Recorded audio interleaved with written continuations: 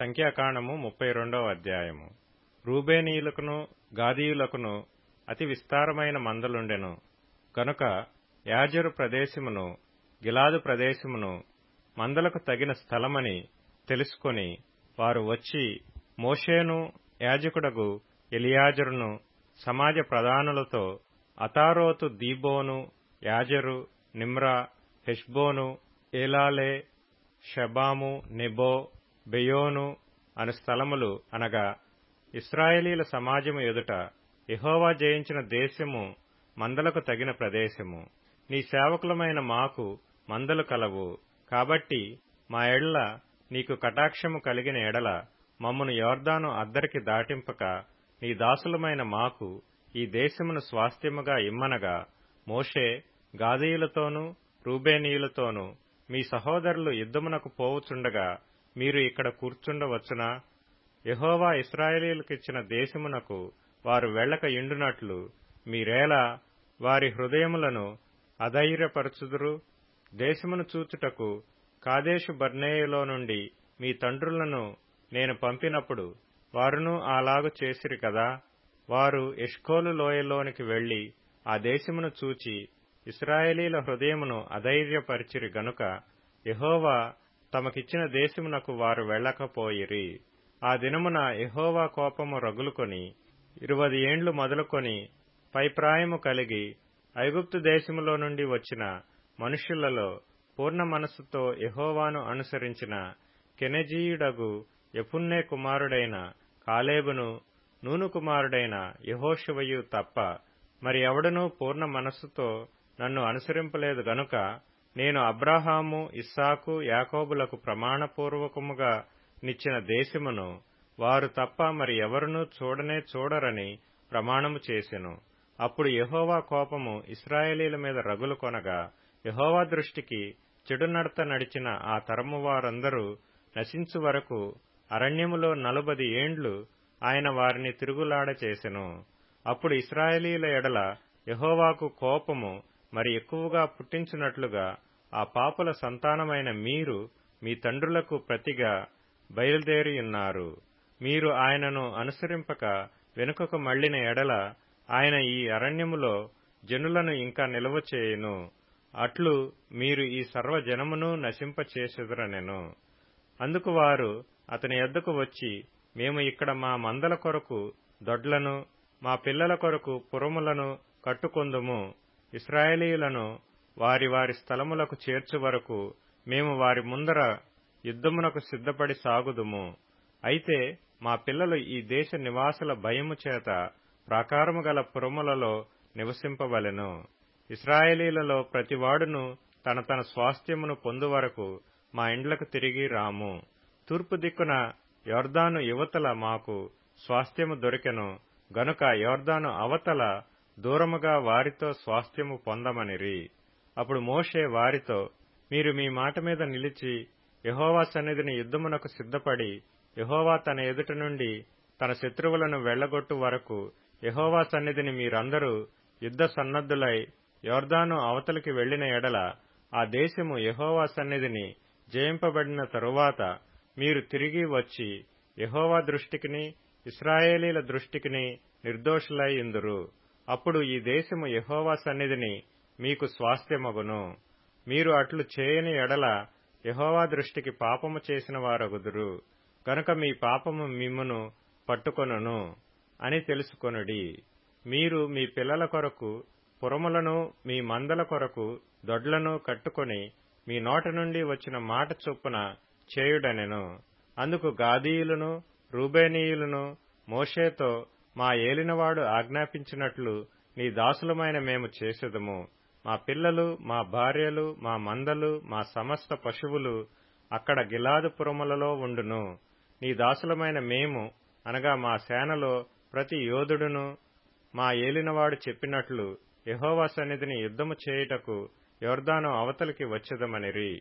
కాబట్టి మోషే వారిని గూర్చి యాజకుడైన ఎలియాజరుకును నూను కుమారుడైన యెహోషువకును ఇశ్రాయేలీల గోత్రములలో పితరుల కుటుంబముల ప్రధానులకును ఆజ్ఞాపించి వారితో ఇట్లనెను, గాదీయులను రూబేనీయులను అందరూ యెహోవా సన్నిధిని యుద్ధమునకు సిద్ధపడి మీతో కూడా యొర్దాను అవతలికి వెళ్లిన ఎడల ఆ దేశము మీ చేత జయింపబడిన తరువాత మీరు గిలాదు దేశమును వారికి స్వాస్థ్యముగా ఇయ్యవలెను.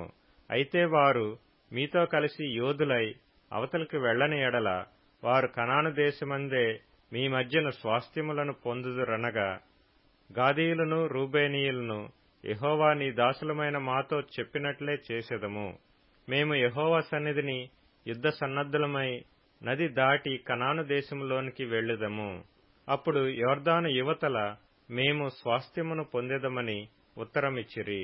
అప్పుడు మోషే వారికి, అనగా గాదీయులకును రూబేనీయులకును యోసేపు కుమారుడైన మనష్షే అర్ధగోత్రపు వారికిని అమోరీయుల రాజైన సీహోను రాజ్యమును, బాషాను రాజైన ఓగు రాజ్యమును దాని ప్రాంత పురములతో ఆ దేశమును చుట్టూ నుండు ఆ దేశ పురములను ఇచ్చెను. గాదీయులు దీబోను, అతారోతు, అరోయేరు, అత్రోతు, షోపాను, యాజెరు, యొగ్బెహ, బేత్నిమ్రా, బేత్హారాను అను ప్రాకారములు గల పురములను మందల దొడ్లను కట్టుకొనిరి. రూబేనీయులు మారుపేరు పొందిన హెష్బోను, ఏలాలే, కిర్యతాయిము, నెబో, బయల్మెయోను, షిబ్మా అను పురములను కట్టి తాము కట్టిన ఆ పురములకు వేరు పేర్లు పెట్టిరి.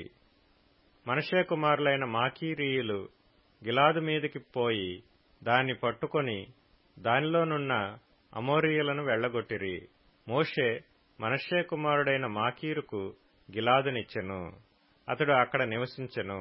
మనష్షే కుమారుడైన యాయీరు వెళ్లి వారి పల్లెలను పట్టుకొని వారికి యాయీరు పల్లెలని పేరు పెట్టెను. నోబహు వెళ్లి కెనాతును దాని గ్రామములను పట్టుకొని దానికి నోబహు అని తన పేరు పెట్టెను. కీర్తనల గ్రంథం 38వ కీర్తన. యెహోవా కోపోద్రేకం చేత నన్ను గద్దింపకుము, నీ ఉగ్రత చేత నన్ను శిక్షింపకుము.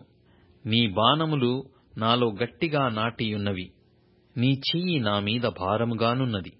నీ కోపాగ్ని వలన ఆరోగ్యము నా శరీరమును విడిచిపోయెను. నా పాపమును బట్టి నా ఎముకలలో స్వస్థత లేదు. నా దోషములు నా తల మీదుగా పొర్లిపోయినవి.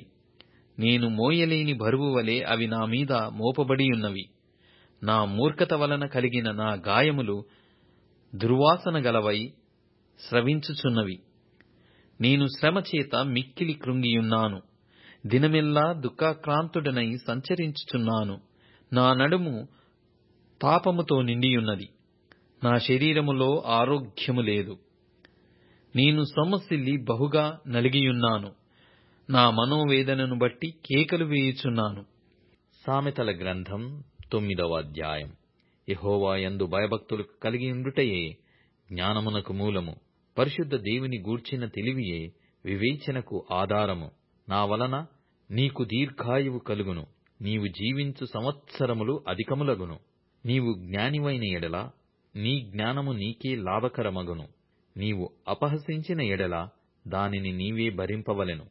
లూకా సువార్త 3వ అధ్యాయం. తిబెరి కైసరు ఏలుబడిలో 15వ సంవత్సరమందు యూదయకు పొంతి పిలాతు అధిపతిగాను, గలిలయకు హేరోదు చతుర్థాధిపతిగాను, ఇతూరయ త్రకోనియ దేశములకు అతని తమ్ముడైన ఫిలిప్పు చతుర్థాధిపతిగాను, అబిలేను దేశమునకు లూసానియ అధిపతిగాను, అన్నయు కయపయు ప్రధాన యాజకులుగాను ఉన్న కాలమున అరణ్యంలోనున్న జకర్యా కుమారుడైన యోహాను నొద్దకు దేవుని వాక్యము వచ్చెను. అంతటా అతడు వచ్చి పాపక్షమాపణ నిమిత్తము మారుమనస్సు విషయమైన బాప్తిస్మము పొందవలెనని యోర్దాను నదీ ప్రదేశమంతటా ప్రకటించుచుండెను. ప్రభువు మార్గము సిద్ధపరచుడి, ఆయన త్రోవలు సరళము చేయుడి. ప్రతి పల్లము పూడ్చబడును, ప్రతి కొండయు మెట్టయు పల్లము చేయబడును. వంకర మార్గములు తిన్నని వగును, కరకు మార్గములు నున్నని వగును. సకల శరీరులు దేవుని రక్షణ చూతురు అని అరణ్యములో కేకలు వేయుచున్న యొకని శబ్దము అని ప్రవక్తయైన యెషయా వాక్యముల గ్రంథమందు వ్రాయబడినట్టు ఇది జరిగెను. అతడు తన చేత బాప్తిస్మము పొందవచ్చిన జనసమూహములను చూచి, సర్పసంతానమా, రాబోవు ఉగ్రతను తప్పించుకొనుటకు మీకు బుద్ధి చెప్పిన వాడెవడు? మారు మనస్సునకు తగిన ఫలములు ఫలించుడి. అబ్రహాము మాకు తండ్రి అని మీలో మీరనుకొన మొదలుపెట్టుకొనవద్దు. దేవుడు ఈ రాళ్ల వలన అబ్రహామునకు పిల్లలను పుట్టింపగలడని మీతో చెప్పుచున్నాను. ఇప్పుడే గొడ్డలి చెట్ల వేరున ఉంచబడియున్నది గనుక మంచి ఫలము ఫలించని ప్రతి చెట్టును నరకబడి అగ్నిలో వేయబడునని చెప్పెను. అందుకు జనులు, అలాగైతే మేమేమి చేయవలెనని అతనిని అడగగా, అతడు 2 అంగీలు గలవాడు ఏమీయు లేని వానికి ఇయ్యవలెను, ఆహారము గలవాడును అలాగే చేయవలెననియు వారితో చెప్పెను. సుంకరులను బాప్తిస్మము పొందవచ్చి, బోధకుడా, మేమేమి చేయవలెనని అతనిని అడగగా, అతడు మీకు నిర్ణయింపబడిన దానికంటే ఎక్కువ తీసుకుని వద్దని వారితో చెప్పెను. సైనికులను మేమేమి చేయవలెనని అతనిని అడిగిరి. అందుకు అతడు, ఎవరిని బాధ పెట్టకయు ఎవని మీదను అపనింద వేయకయు మీ జీవితములతో తృప్తి పొందుడనియు వారితో చెప్పెను. ప్రజలు కనిపెట్టుచు ఇతడు క్రీస్తయుండునేమో అని అందరును యోహానును గూర్చి తమ హృదయములలో ఆలోచించుకొనుచుండగా, యోహాను, నేను నీళ్లలో మీకు బాప్తిస్మమిచ్చుచున్నాను, అయితే నాకంటే శక్తిమంతుడొకడు వచ్చుచున్నాడు. ఆయన చెప్పుల వారును విప్పుటకు నేను పాత్రుడను కాను. ఆయన పరిశుద్ధాత్మలోను అగ్నితోనూ మీకు బాప్తిస్మమిచ్చును. ఆయన చేట ఆయన చేతిలోనున్నది. ఆయన తన కళ్ళమును బాగుగా శుభ్రము చేసి తన కొట్టులో గోదుమలు పోసి ఆరని అగ్నితో పొట్టు కాల్చివేయునని అందరితో చెప్పెను. ఇదియుగాక అతడింకను చాలా సంగతులు చెప్పి ప్రజలను హెచ్చరించుచు వారికి సువార్త ప్రకటించుచుండెను. అయితే చతుర్థాధిపతి అయిన హేరోదు చేసిన సకల దుష్కార్యముల నిమిత్తమును అతని సోదరుని భార్య అయిన హెరోదియ నిమిత్తమును యోహాను అతనిని గద్దించినందున అది వరకు తాను చేసినవన్నీయు చాలునన్నట్టు అతడు యోహానును చెరసాలలో వేయించెను.